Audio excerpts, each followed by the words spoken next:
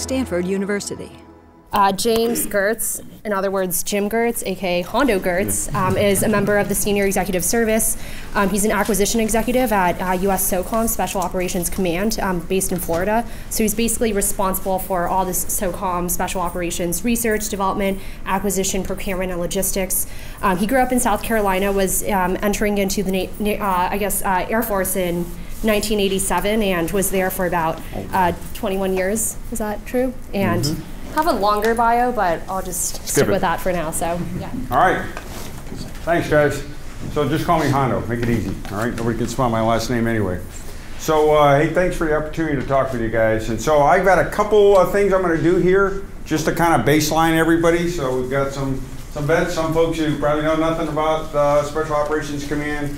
Kind of baseline you on that, and then talk about how we are approaching this kind of thing called acquisition.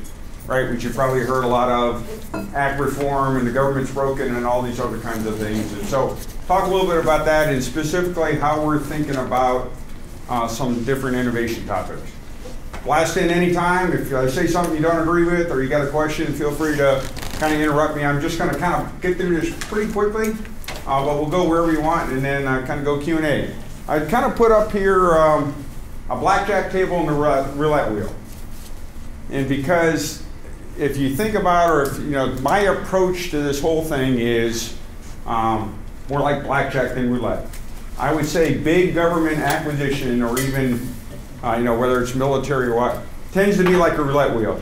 We want to do something, we study it forever, and then eventually we put the roulette wheel on the thing, let it ride, and then we either succeed or not. So if you're trying to do business with the government, that can be really frustrating, because you're trying to keep your company alive while somebody who you can't talk to or don't know what their motivations is holding a roulette ball, and then you're hoping it gets thrown on the table. And I actually started out, before I went in military service, working for a small startup in the IT business a trillion years ago.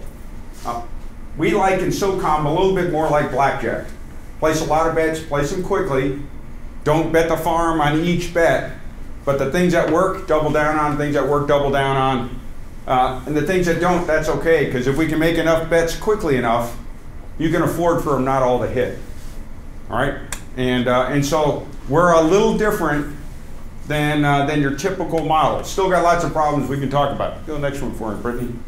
So just kind of give you the environmental scan as I see it. A very, very challenging world. All right? So my job basically is lead the team that develops all the tech, buys, procures, and supports everything for every Special Forces person. So think Rangers, think Green Berets, think SEALs, think of things you see in the movies. There's a small team working with the customer that does that. The challenge is, right, if you look at the news, figure out where we're operating all around the world.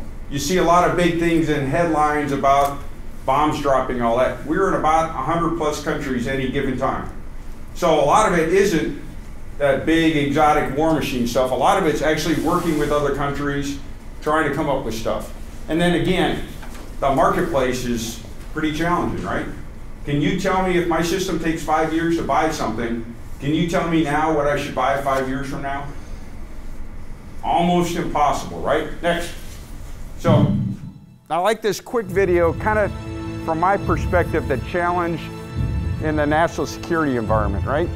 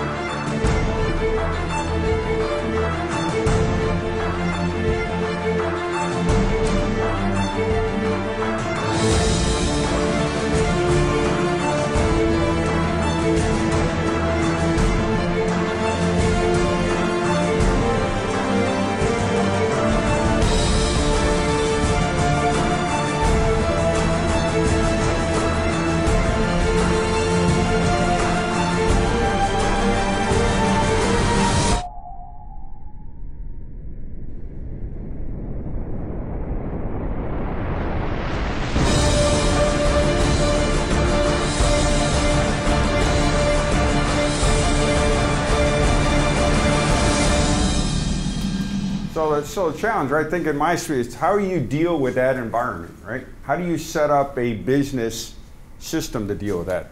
How do you, as creators of companies, create companies that are resilient to that kind of change, to the speed at which things are occurring? Go to the next one. And then you've got this other weird phenomenon going on right now. I call it kind of radical leveling of technology.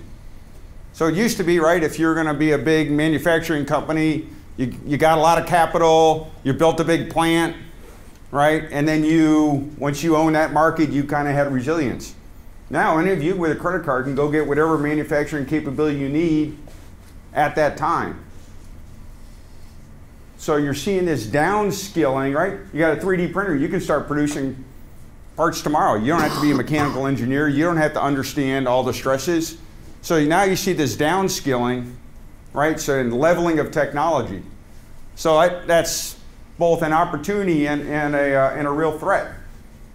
So, you know, if, say, this peaceful nuclear power plant is producing its parts with 3D printers, and you want to get a nuclear part, you don't have to create the part, you just got to get the 3D printed file, right? So, again, that's kind of the environment we're living in next as you go. Here's just, again, a baseline, everybody. It's about a 70,000 person force, okay? So, and again, we're kind of all over the place. The big piece, as you see, is our force is kind of widely dispersed. So from a business model perspective, how do you support teams of 3, 5, 10, 20, 100, 1,000 all over the world? And again, we are in the DoD kind of the pivot force to some degree, right? Don't do it all, certainly can't do it all.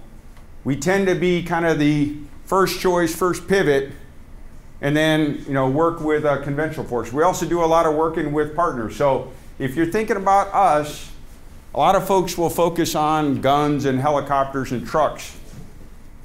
That's a piece of our business, but a lot of our business is intel systems. It's using commercial parts. Last year I spent about $1 billion buying low-tech kind of things for our partners that we're operating with in other countries. So when you think of Special Operations Command, it's not just the big cool things you see in movies, right? It's a whole bunch of, because that's, again, you think of a pivot force, what makes you dynamic? Great networks, great access to data, ability to analyze data quickly, all right? Next. And then again, just my job. So I kind of have the kind of cradle to grave. So everything from the basic technology development to all the buying.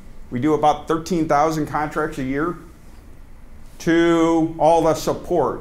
And that's a little unique in the Department of Defense to have all of that in one place working for a commander.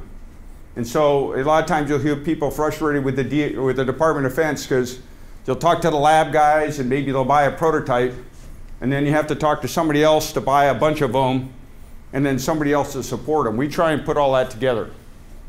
All right? And then I'm going to just go back one more. Just one. I'll just kind of put it, the only thing, you know, I changed when I took over really was the vision here. And I just leave it with you. I got taught this by a guy a long time ago. In your company, in your line of work, I think universally you'll be valued if you can bring two things, right? Expertise and trust. So this isn't a million, you know, I would just take that away. I learned it long ago and it served me well. If you can always bring expertise from your company, from your firm, from your person, and you can do it in a way that your customer trusts you, right, you will be very successful. You can have trust without expertise, you're really not bringing any value.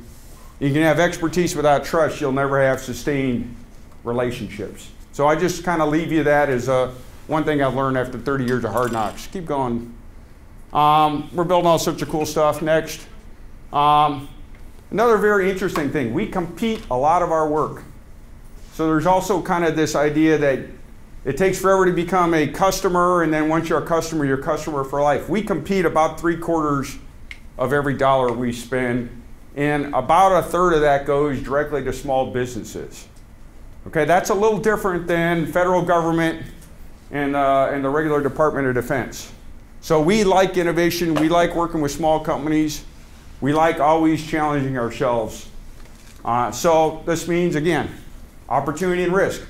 Lots of opportunities, but if your product isn't a good one, that also means there's risk that if somebody's doing it better down the road, you'll have to compete against them. All right, next. I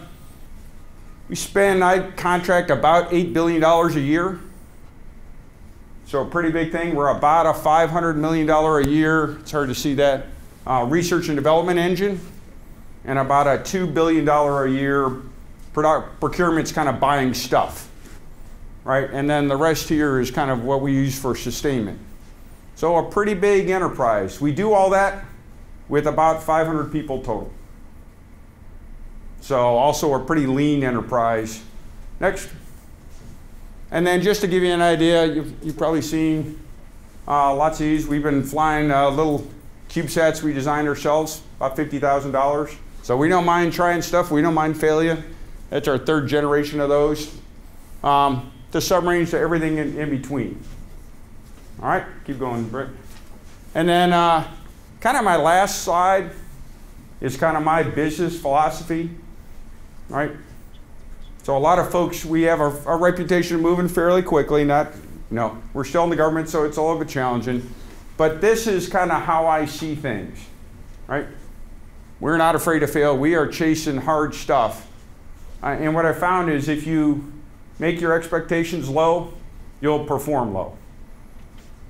Right? If you really give yourself high expectations of that of your enterprise, whatever it is, even if you don't get all the way up there, the process of getting you there will be what actually drives your business.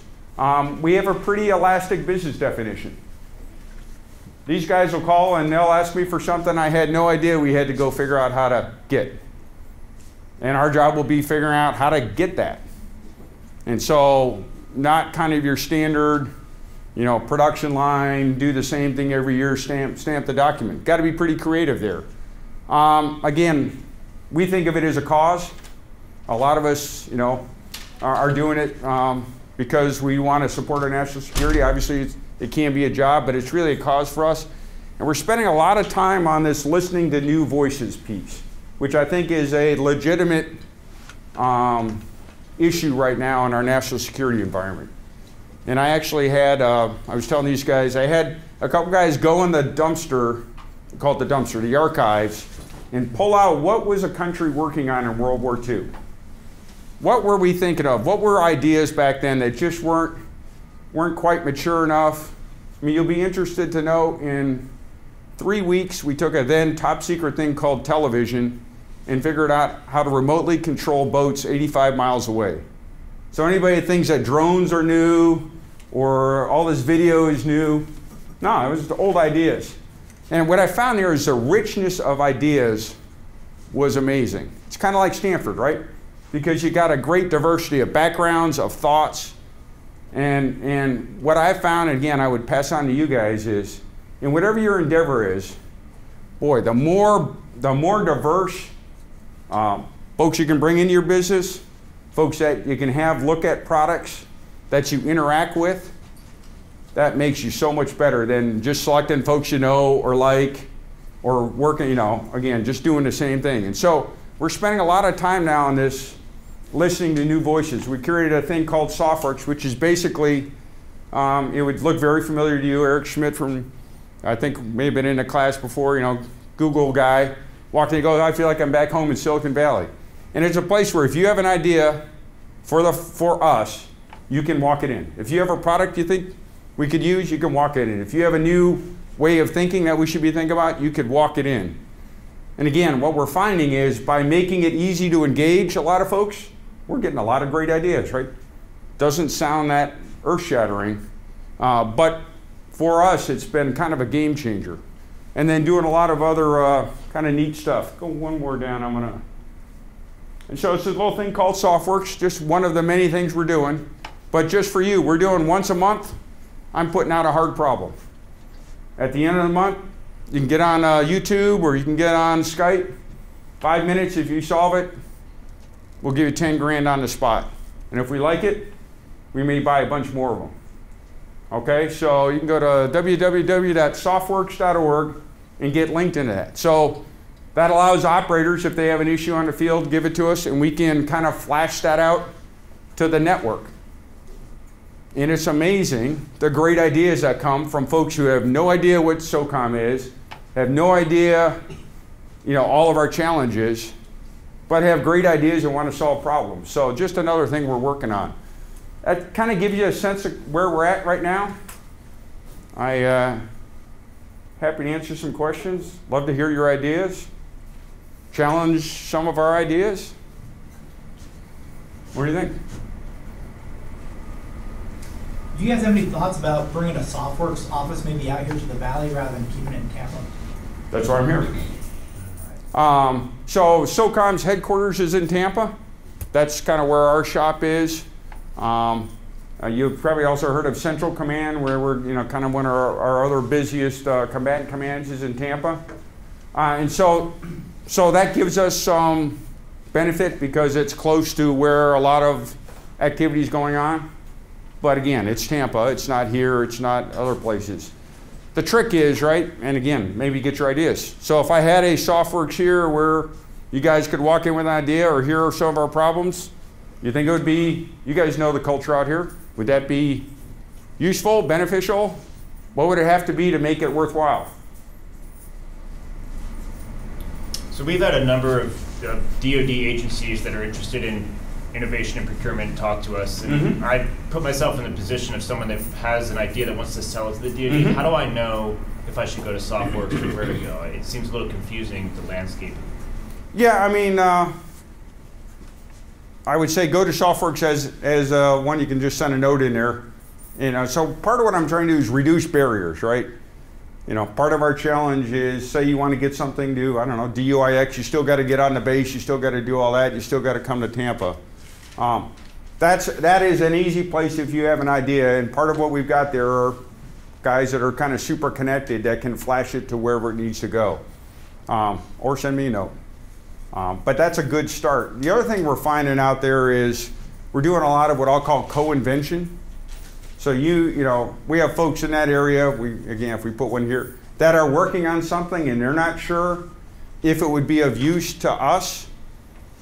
And so, again, it's an open door, walk in the door. That's where we're, again, thinking about it. We had a company that was building basically a portable X-ray.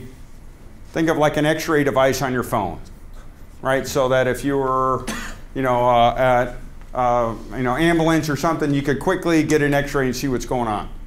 We looked at it. We're not. I'm not sure that's of great interest to us. Till one of them held it up on the door and figured out he could see somebody behind the door with it. So the person that designed it had no idea we needed that. We didn't know that existed. And so a lot of the times what we're finding now are people that can pivot products to either have a parallel path or a completely new path by getting together and talking to some of the users. And the key for us is having users available, right?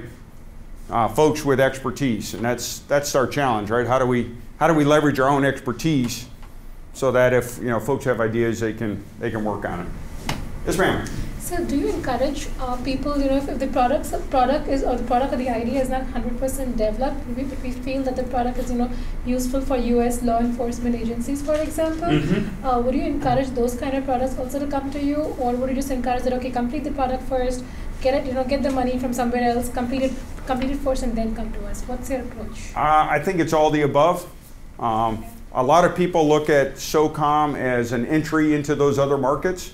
So just to give you some idea on resources, so I told you we have about $500 million in development. We have about $20 to $30 million set aside specifically for kind of innovative research ideas. And those can be really early in the process. I have an idea. I would like to make that idea a prototype, or I have a prototype and I'd like to make it, something you can evaluate. So that's an opportunity. Another thing we do with a lot of firms are what we call cooperative R&D agreements, right? And so, IP is always a concern, especially if you got a small startup. And so what these cooperative R&D agreements allow you to do is say you're developing a phone that you think might be of use, you're doing it commercially, we make an agreement that says, tell you what, when you have one ready, we'll test it, we'll give you the data back. So it's not a financial transaction as much as a intellectual transaction back and forth, still protecting the IP. That's another avenue, again, depends on where your product and where your thing is. The one thing we're struggling with a little bit, that quite frankly I'm trying to invent, love ideas if you have them, is on the data and how to really take advantage of all the great kind of breakthroughs in deep learning, machine learning, big data, and all that kind of stuff. We are still somewhat I call it mandralic, right?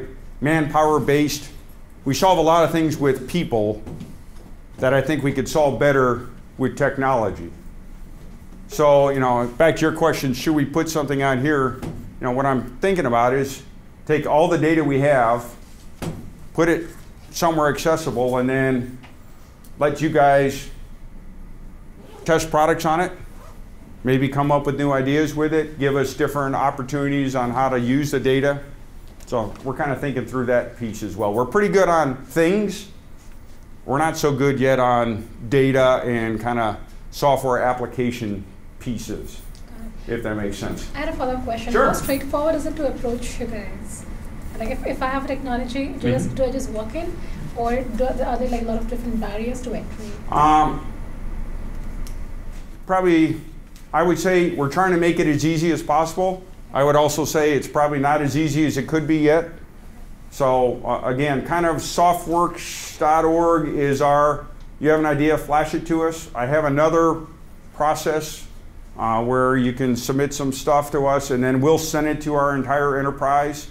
So you don't have to go to each one of to the Rangers and the SEALs and everybody else. And we'll try and get out there and gauge interest from it. Kind of depends the maturity of the product as well. If it's kind of, I have an idea, that's more of a Softworks thing. If I have here's a product, then there's some other processes we can use to send it around. Okay. I think we're still maturing our buying process. I'm sure you've probably talked some with the DOAX guys are in here, other transactional authorities, all those kind of other things. We're looking at a lot of those. We have some flexibility in that, but still doing some work on make it even easier to buy. And then again, I would look look at what we're challenging every month and see if you have an idea or something you can drop in there. So I guess you're looking at about 300 contracts a week. Can you talk a little bit about how you sort through all of those contracts and also what vehicles you're using specifically? Yeah, so again, I think we did 13,000 contracts last year. Most of those are traditional FAR-based contracts, but I think there's also a misnomer that those are inflexible. You can make pretty flexible vehicles that way. But I would also say for especially emerging technology, we're looking at, again, have you heard of a broad agency announcement, a BAA? Okay, so a BAA is a tool where I can basically, and we'll do at least, we'll do them probably once every quarter, that kind of flashes out and says, here's what we're interested in. And it'll have a kind of list of things. I'm maybe interested in cyber protection tools, or I might be interested in new rucksack or something. Those are pretty easy to write back to your question of how do you get stuff. I mean, those kind of say, send me a white paper back if you have anything of interest in there. That's one way we're trying to collect up things we might not know about. For the more formal contracts, which is kind of less startup, that's a little bit more traditional, and we are looking at trying to find new vehicles. OTAs are good. We got to figure out the right way to use them. And I would just be careful, again, if you guys play in the game of OTAs or anything, read what's in the contract. Okay, I've seen a lot of startups not read what's actually in the contract. And then again, I would say that no matter if you're dealing with a VC or anything else, make sure you understand, and if you don't understand, get somebody to help you really understand what's in that contract so that you understand both what your obligations are and where somebody may be able to have flexibility on your product that you don't. Governments Not normally, that's not really a kind of a government issue, but you need to understand what's in those contracts as you go through them. You get a lot of foreign companies out here. What kind of concerns, or how does SOCOM balance security concerns? Are there clearance requirements for some of these companies that they'll have to worry about if selected for prototyping or procurement? Yeah, I mean, it kind of depends on the thing and how we work through it. So again, look at what the solicitation is. There's actually, it's actually kind of funny. The government, the DoD actually has money to buy foreign equipment to test it to see if it could meet a U.S. need. So there's, I think, sometimes a perception that it has to be a U.S. company to do work with the government. Not always true. You got to watch the security. So again, look at what's the security level of the contract you're working on. But what we found is most of our contracts are unclassified. How we might use the thing might be classified, but most of our contracts themselves are unclassified. Because again, most of the sensitivity is how we use it or some specific performance parameters. That's a good question. And I think it's one we're going to have to continue to figure out how to work our way through as we go forward, because kind of with the global economy. But we're not, hey, if it's not U.S., don't talk to us. There are, again, some security things for some of our more sensitive pieces, but for 98% of it, that's not necessarily an issue. What else, guys? Should I put something out here? Are you guys tied in with the Hacking for Defense courses, or is that separate? No, we are. I think we've got 3 of them in this year. We did 2 last year, and I think we've got 3 in this year. I don't know, we're doing one out here. I think ours are in Georgetown. You got a proposed one for counter UAV? Yeah, that's right. Yeah, we're writing that one out here. So I think that's a great program.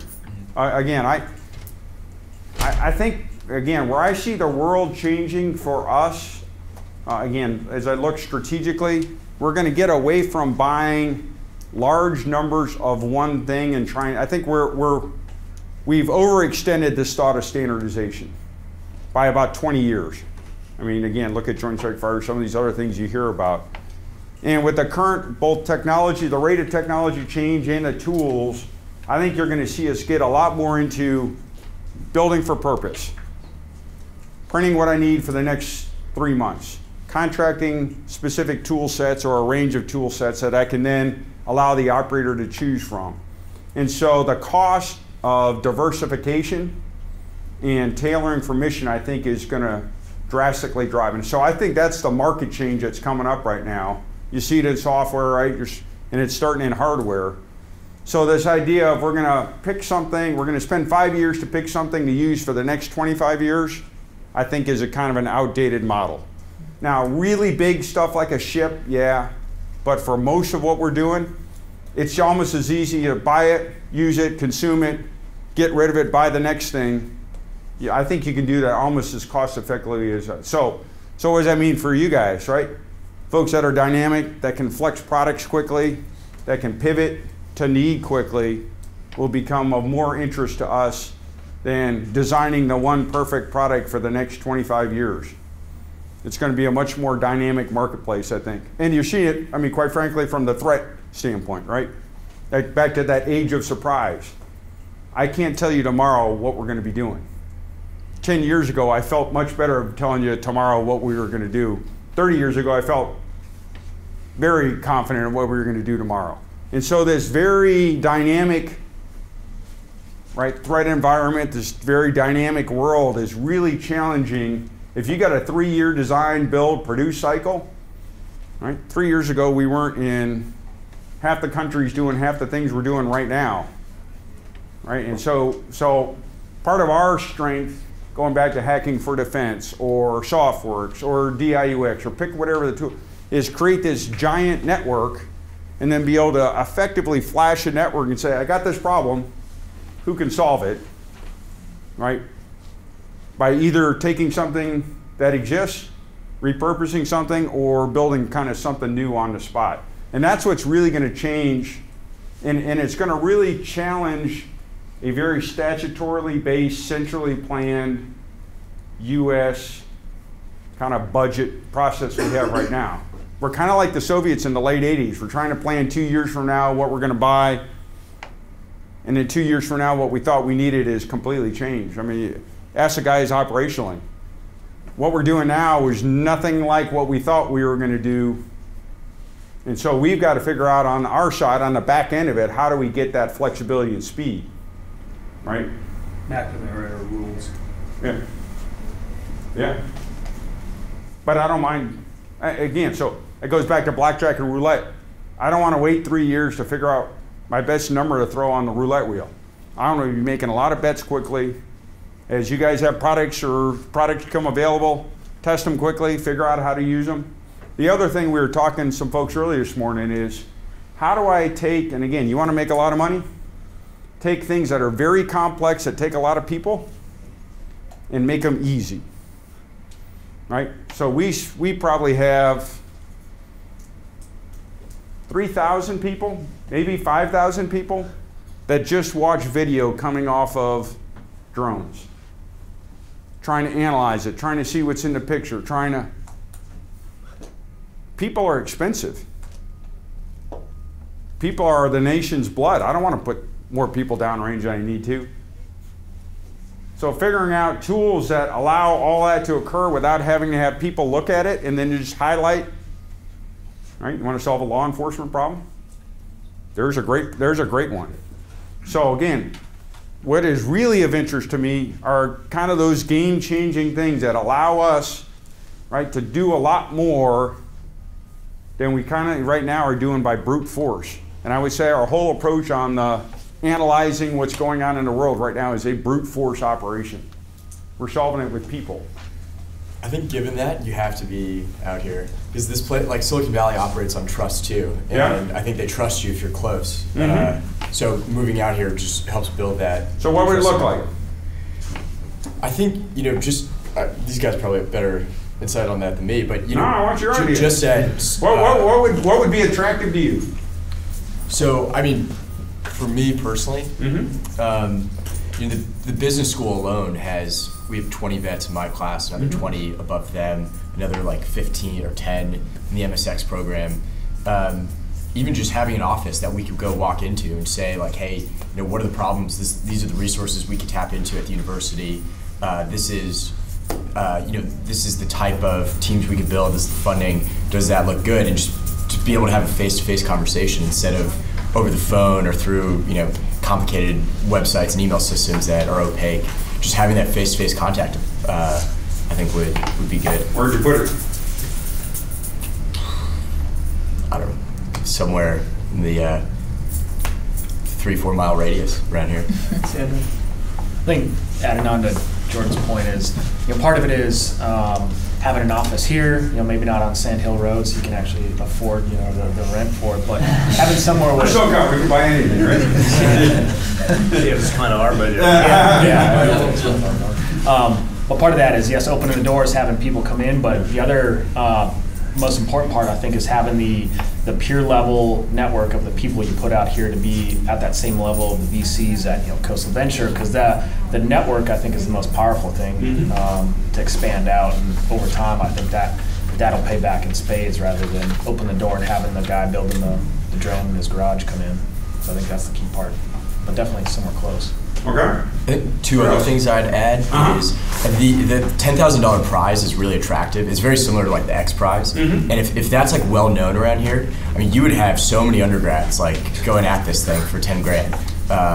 And then on top of that, I do think like name matters. So there are a few people in the Valley who are just so high profile that like they will garner like attention and trust very easily. So like Eric Schmidt ran the Defense Innovation Board. Like he's a natural person to sort of sponsor a move out here or something like that. It's funny, Eric walked in, like I said, Eric walked into Softworks. It's the first place I've been in the DoD that feels like the Valley.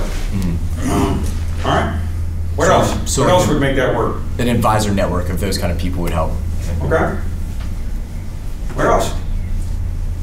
Good. I'm an undergrad, I'm a CS major here, and I can just tell you that a lot of the problems that you're describing are stuff that like we do in class. Like I'm an AI track here, and I also run a hackathon here for undergrads. We had 1,000 people show up, and if you just showed up with a data set, like we put you at a booth, you'd probably have at least like 50 hacks try to solve your problem, and they'd get it done within the weekend. So I know you already have hackathons like up on your slideshow, but I don't know what kinds of, like what age groups or what kinds of people you're going towards, but I feel like if you sponsor hackathons here in the Silicon Valley, especially at Stanford, Berkeley probably, Cal Hacks, you'll get stuff.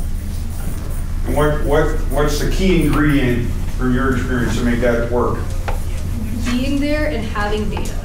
The biggest limitation for us as CS majors or people at hackathons is there isn't a nice centralized source of data, so we have to spend like half of the hackathon actually scraping the data and then half of it like building a model. And if you show up with like all the materials and all we have to do is build a model, that makes it really attractive. So, And the money. oh yeah, and the money. But also just So how much money? 10,000 is a lot. Like for undergrads especially. That's not enough. That's the answer. Overall, yeah. All right. So give me a proposal. So let me know. Tell me what you're wearing. You can email me. I can email you. That's what I mean. 2018, but. All right. No, I like it. I think all those are, I mean, again, we have lots of hard problems. We do not have, we're not going to solve them internally.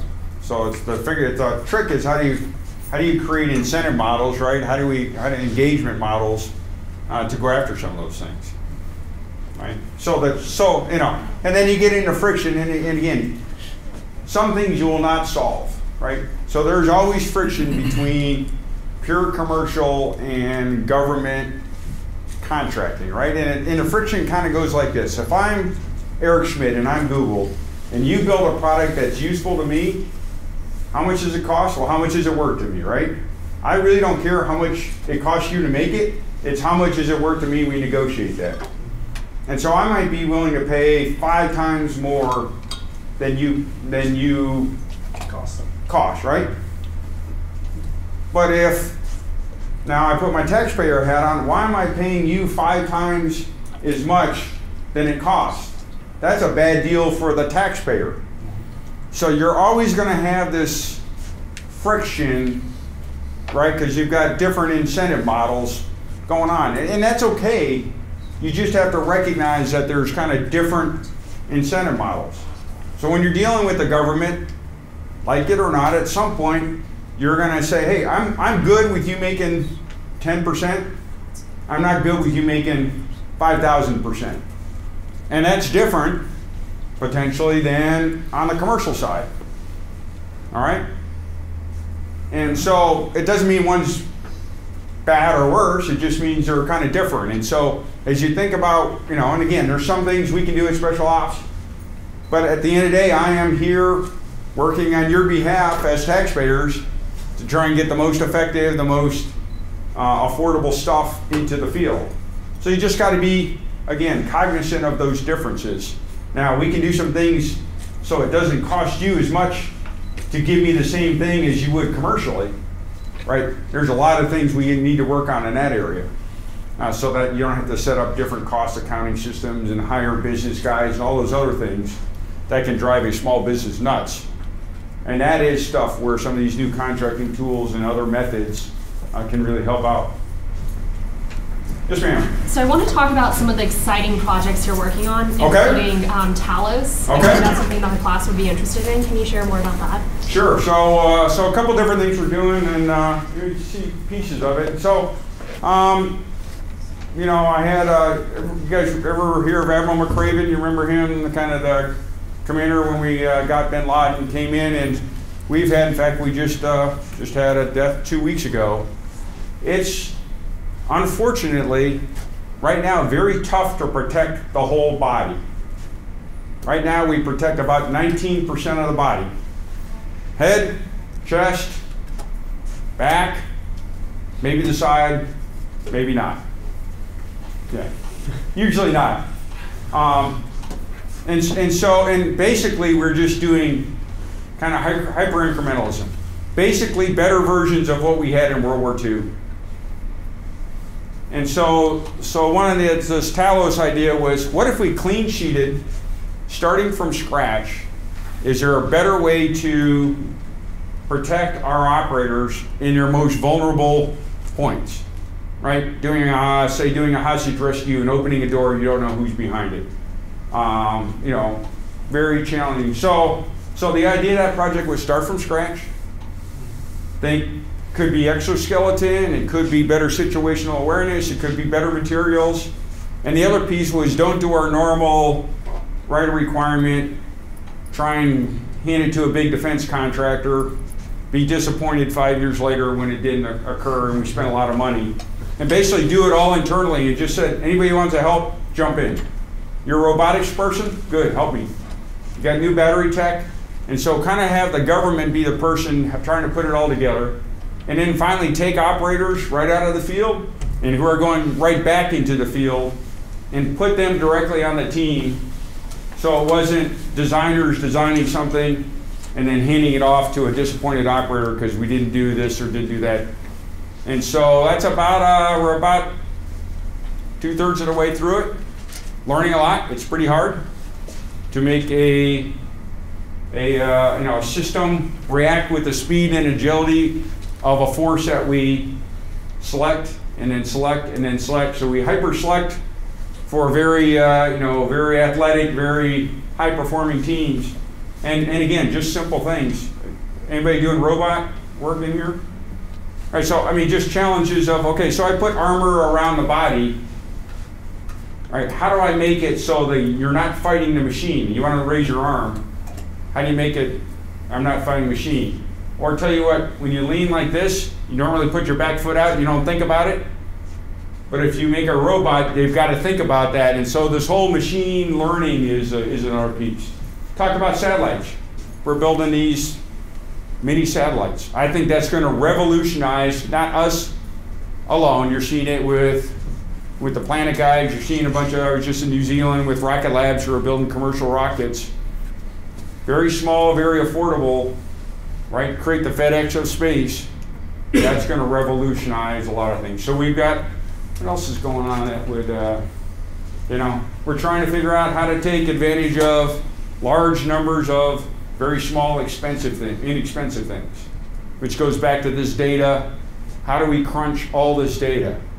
And so again, imagine the challenge of I'm trying to find 3 bad guys in a area the size of California, and I've got 5 drones.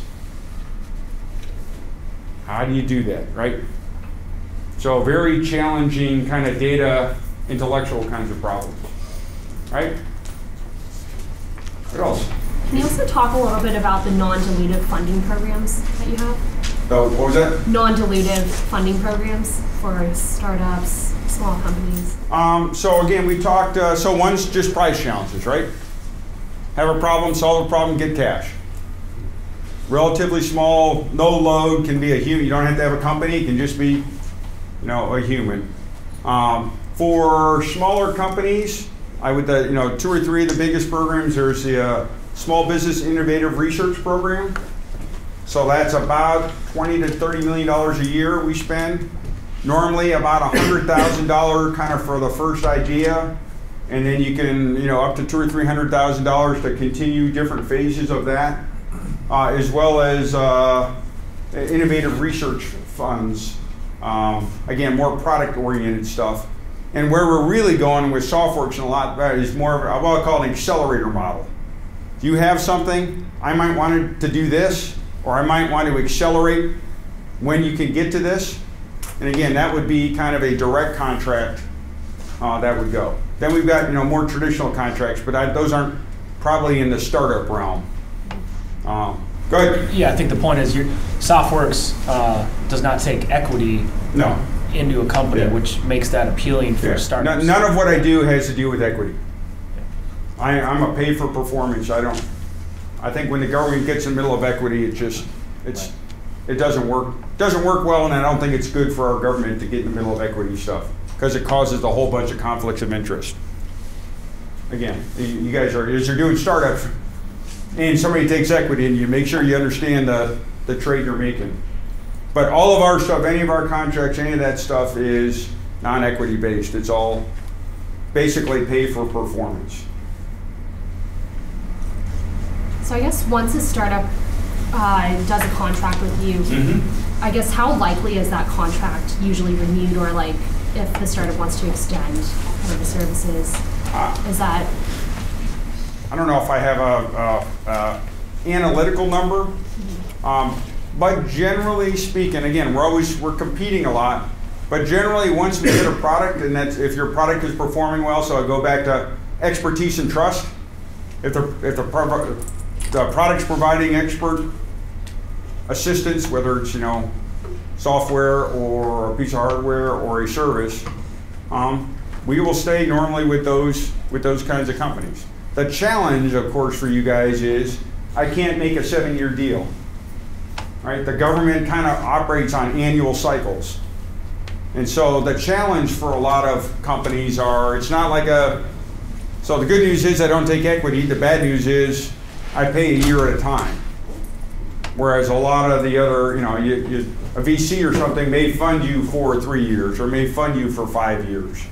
And so I think that's the biggest challenge you got when you're working with the government, is you really got to kind of watch your cash flow and kind of make sure the schedule. And it doesn't mean all the work has to be performed all in 1 year, but normally your payout is kind of in a single year, unless it's like a multi-year development program. And then that's not likely a startup kind of thing. It might be initial product. Go ahead. Could you talk a little bit about the cycle from getting the product in your door to actually getting what I would consider more of even though it's on year-to-year, a contract? And the reason I bring this up is because most of the companies here in the Valley, we are cyclical in the sense that we run on 12 to 18-month cycles because we raise money, they expect us to spend it, and one of the challenges is, having a few scars on my back, is that the board comes and says, hey, look, you want to go to the government. Traditionally, you don't win in the government. Well, you can do whatever you want, but if you come back and you need an next round of money, you better have wins. So traditionally, or not traditionally, but really the way the system works is that's inhibitive to a startup, because the CEO and the management team says, I can't win in 12 to 18 months. I don't have a win. I don't get funded again. I run out of money because we're burning money so fast, which is really the model. Could you comment on how, in your new model, is that a realistic expectation that a startup could go back to their board and say, we're going to engage, and this model could, within 18 months, have a win? Yeah, I mean,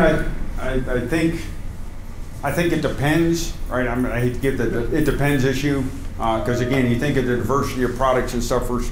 I think what you've got to do is you lay out your startup, right? Is kind of come up with your strategy, and quite honestly, SOCOM may not be your initial get me going kind of effort. We tend to be a little better with, I've got something, it may need to be tweaked, or it may need to be enhanced, or it may need to be modified. What SOCOM really is your best portal into very large markets, right? Because, again, it's kind of human nature. If SOCOM's using it, everybody in the Army wants it, everybody in the Navy wants it. If you look at law enforcement, everything basically that you've seen kind of adapt through the system, a lot of it has heritage in SOCOM. So a little bit, we're the portal into the next bigger markets, maybe not the initial market you want to go for. So you might keep us in mind, but it may not be your first series of funding. It may also be a good way to pivot if you have a product you've developed somewhere else. Where I have seen it successful is if you have a product that's moving and it's on its own launch schedule, right? And then this gives you a pivot to have either a parallel market or break into a new market. And that way the money for this pivot isn't the thing that's going to keep your lights on, right? It's going to keep a team that you've added working towards this new product. Does that make sense? It does. Yeah. I feel like your Softworks model actually accelerates, right, where you could have that win and you could go back to your board and say, look, they're willing to give contracts for the initial, and we see a path. Right. And again, part of what I'm trying to noodle through, do I put something here? How do I get after cyber and data? So a lot of my, a lot of our traditional thinking is stuff, widgets, right? My big challenge is how do I get the same speed that we're doing all this in data and machine learning and deep learning and all these other new tools, because quite frankly, the government does not do a very good job in that. That is where I could definitely see, hey, I'm going to give you 50 grand. Can you build this algorithm? I'm going to give you 100 grand. I need this feature in 2 months, right? And that, I think, is a much, again, dollars are lower. You're probably not going to get $10 million that way, right? But, up to $1 million bucks, I could certainly see in that kind of a realm. So, thinking in the software data learning kind of thing, I think that's the new emerging model for us. And quite frankly, what I'm thinking about putting out here, a very similar Softworks model.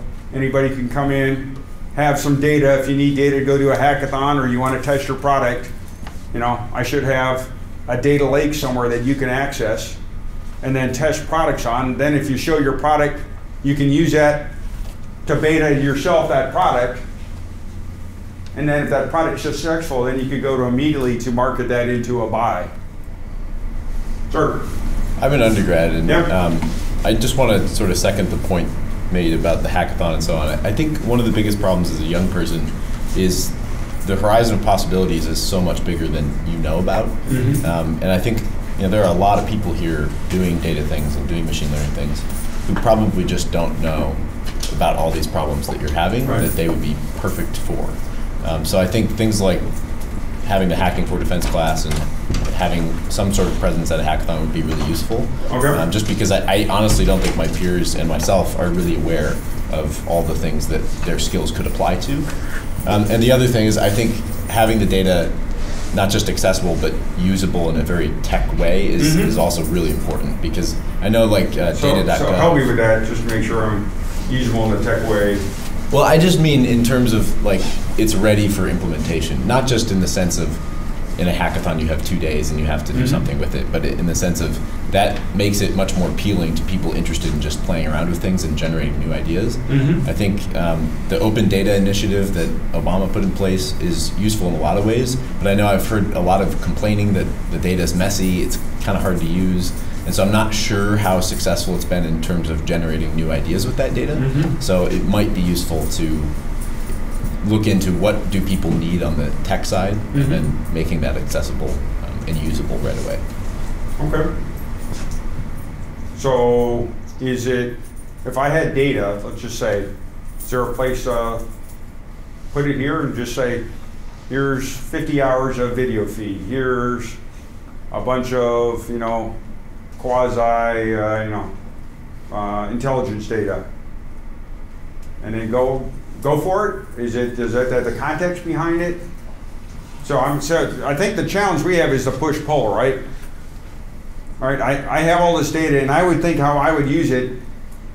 You want to know, you might come up with a completely different thing to do with it.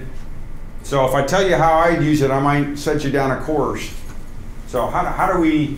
I don't think it's the context. I think just to elaborate on that point, what he's getting at from a nerd is when those open data initiatives happened, they're like, hey, here's all the data. Well, the data was dirty. You don't have enough context. Now you're cleaning data instead of it's not a, that's a skill unto itself, because I'd say, well, maybe that's a filter for you to actually, that's the point, that's our data.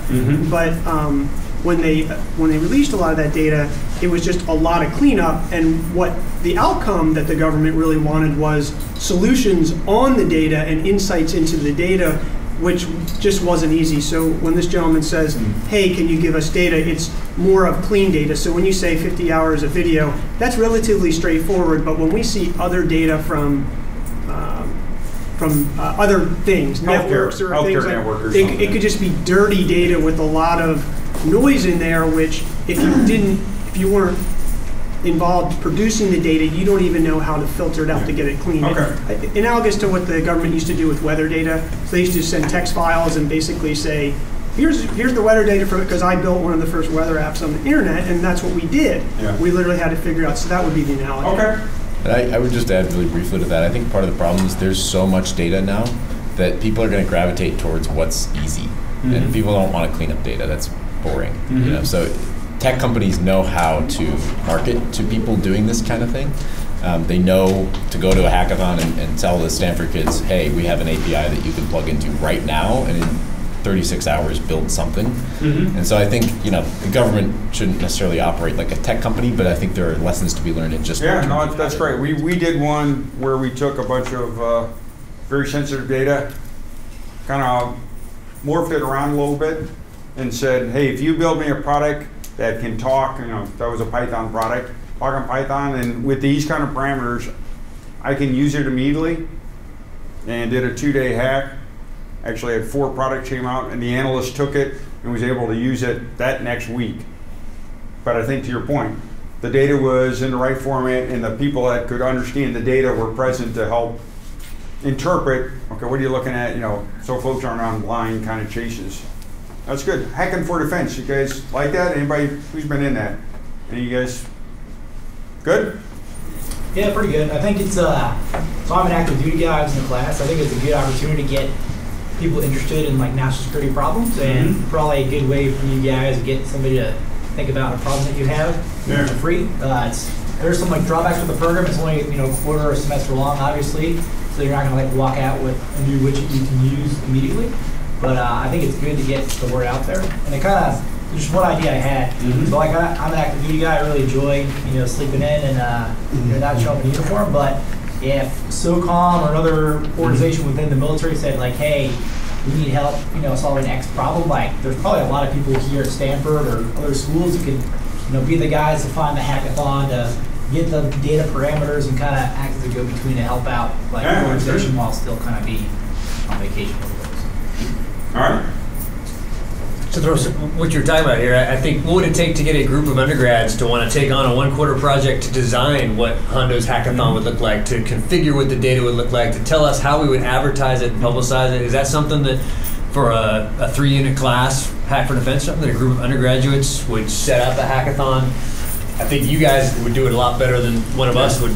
We would literally have the data in a barrel, in a bucket, chopped up with scissors. But I think that would definitely happen. I mean, even just like a student group that I'm in, we were putting together a class, like a 2 to 3 units. There's so many experiential classes here. They're looking for projects that we could probably write up. Hey, design us the Softworks hackathon and tell us what you think it would look like, how much it would cost. Absolutely. Something we can look into. Yeah, going on that point, hackathons are important, and also majority of the CS classes now are offered on SCPD. They have final projects. All the AI classes have final projects, and like it's a struggle to find data and like find clean data and do something cool with it. So if you like, I don't know how feasible this is, but talk to some of the instructors for these classes and tell them, look, I have this data and this could be a potential final project. Like these classes have 700 people enrolled in them. Like, just by sheer number, I'm sure a lot of people will be interested. Just in general, finding ways for Stanford undergrads and even grad students to use the project to do something that they would already do, like take classes. And I see you guys are like work on, you guys are exactly where I'm trying. So again, what I've found is as the number of military gets smaller and smaller, right? And we do things like force protection stuff, and you got to go through 3 barbed wire layers and all this stuff. We've lost the ability to leverage and enable the community to help. So if you want to get to me with an idea, normally that's a impossible process. And again, what keeps me up at night is an idea sitting out here or solution sitting out here that can't get to me. So I think these are great ideas. Again, with that, that's what I'm trying to figure out how to solve.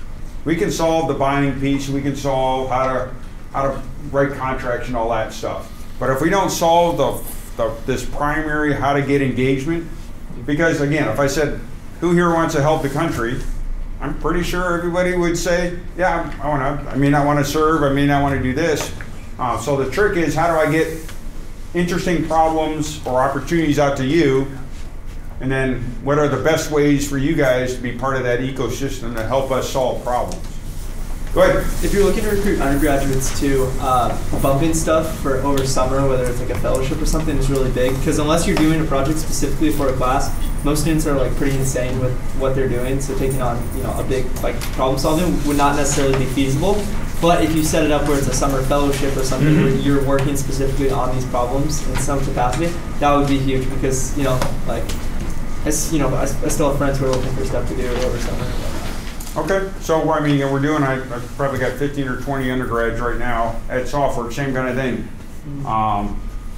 Would that be best here? Is it easier for you guys to do that here, or is moving or going out to Tampa for 3 months or somewhere else feasible?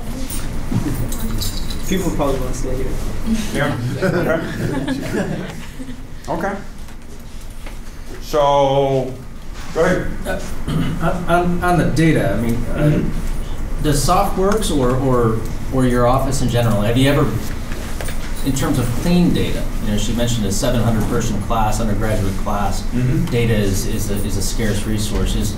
Have you experienced anything, Hondo, where you're any mechanisms in place where perhaps a relationship could be quickly established with a course or the School of Engineering at Stanford or Johns Hopkins? Yeah, absolutely. Have you gone down that road, and what would it look like? So we do a lot of right now, you guys, UARCs, our University Affiliated Research Centers, colleges, I can't remember what the C is. So we'll do a lot of, hey, we'll give $10,000, here's a problem, we'll give $10,000 and 20 different teams will form up around those problems. Those have not in the past tended to be data-centric problems. They tended to be more, hey, can you design me something to do this, or something, more hardware-ish integration with a little software. But we have plenty of mechanisms, either partner directly with the school. So right now at the University of Southern Florida, so remember that little CubeSat I talked to you about, there's a common payload interface. And so we've got a bunch of undergrads and grads designing satellite payloads because we built the satellite, and they can just design the payload, and then if they're good, we'll go launch them.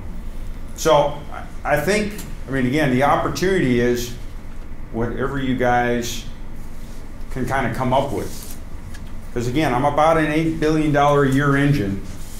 So $10,000 to an undergrad is a lot of money. $10,000 to me is a lot of money. $10,000 to $8 billion to solve a problem that will maybe protect one of these guys is not that much money. So but the invite's there.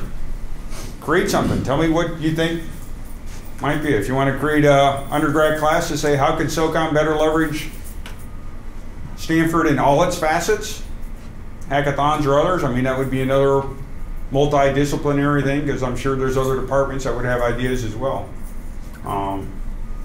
Another thing we do, kind of getting back to the opportunities, about once a quarter, I basically go by a test range and we do experiments. And so if you're a company, you can bring your product out and get it in front of no kidding set of operators to get feedback, see how it works, see what you didn't think of. Again, trying to catch things in early cycle.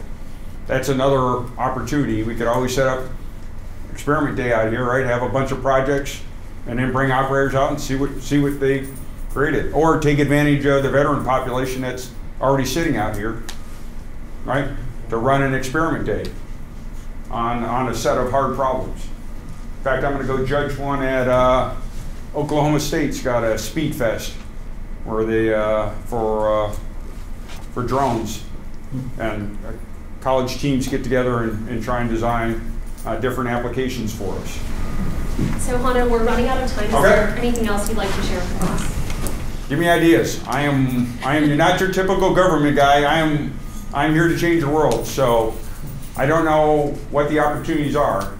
So what I hope to do is give you kind of where I'm going, what's in my mind, what I can use, through whatever contacts here, your ideas. I would greatly appreciate it.